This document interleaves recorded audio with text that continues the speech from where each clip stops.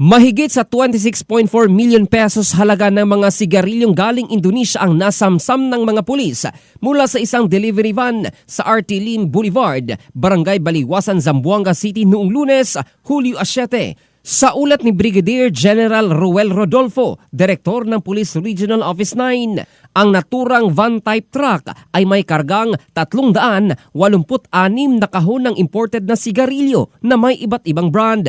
Ayon sa ulat naman ng Zamboanga City Police Office, naharang ang sasakyan sa isang anti-smuggling operation na isinagawa ng pulisya sa tulong ng mga lokal na opisyal. Naaresto naman ang dalawang individual na kinilala na Colonel Fidel Fortaleza Jr., hepe ng Zamboanga City Police Office, na sina Vicente Garcia, 33 anyos, driver ng truck, at ang helper nito na si Mazfar Muharram, 37 anyos.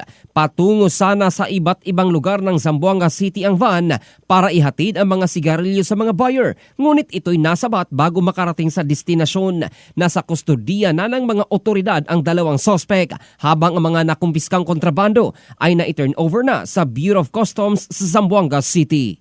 In the heart of changing lives, ito si Jofel Candado ng Brigada News Philippines, the Music and News Authority.